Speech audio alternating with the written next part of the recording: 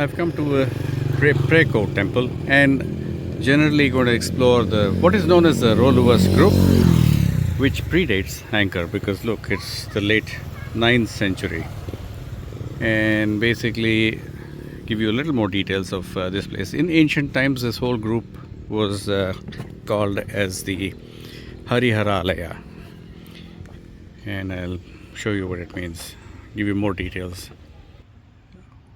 This is how the temples used to look, and apparently quite dilapidated. And Preah Ko, built in 879, and King Indravarman the first, and it's dedicated to Lord Shiva. And how do you know that? There's the vehicle of Lord Shiva was Nandi in the bull, and that is predominantly facing the temple complex, which is under restoration as of now. As you can see, those three gopuras over there. One is completely closed off.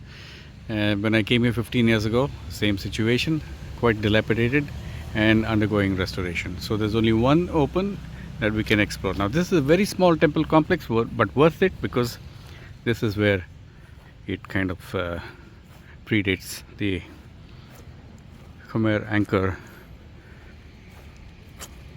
Angkor Wat, Angkor Thom, and all the temples that you've seen in my videos so far.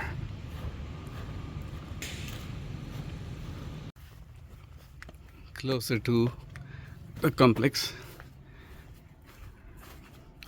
the temple dedicated to Lord Shiva and built in the late 9th century. Again, see the guardian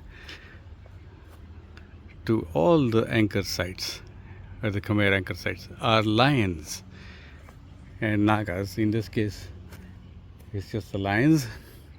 And this is the bull Nandi, as you can see. Lord Shiva used to ride on Nandi, so there are 3 Nandis here. That means 3 temples dedicated to Lord Shiva. Let's just climb up the stairs and get a closer look.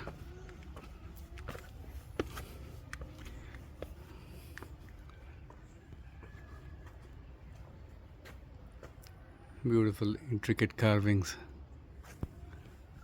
and this is the only one that's open for people to peep in. Now there are various inscriptions on both sides of the entrance pillar. Now this is made of all brickwork and sandstone, basically sandstone bricks, and that was where Lord Shiva used to be at some given point in time. And this is the area around the complex, and you will also see this is being restored. Intricate carvings on the doorways. They put all these shelters. Has withstood the test of time, and hopefully they'll prevent this from crumbling completely. Nothing can be seen in this one. So just a brief glimpse of this area before we move on to Bakhong Temple, also part of the Roluvas group.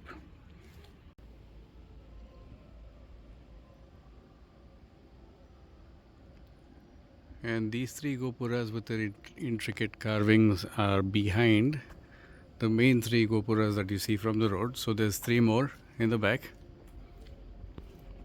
and all of them are Shiva temples, and used to be a Shiva Linga there that I've explained in one of my previous videos.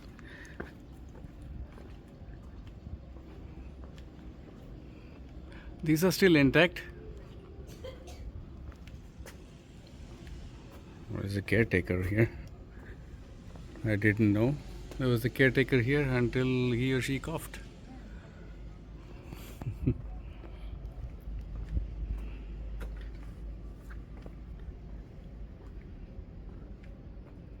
The original doorway with all the intricate carving. Look, it's all made of sandstone bricks. And a third. So there are 6 Shiva temples. The 3 that you see from the front with the Nandi bulls. under restoration, and the 3 in the front are the larger ones and the 3 in the back, so there's about 6 gopuras in all. This is the complex around the area perimeter. Any further descriptions or any further information about the place, I'll put it in the subtitles below as I make my way out of this complex to the next temple, which is more akin to or similar to Angkor Wat, but built again in the late 9th century, so it predates Angkor Wat. The concept of Angkor Wat was borrowed from that temple called Bakong Temple. So there is the Mount Meru, and I'll show that to you next coming up. And before heading off to Lolei Group, Lolei Temples, a quick break for lunch at a village eatery. This is what I want to show. These are lotus, and they have lotus seeds for sale. Lotus again.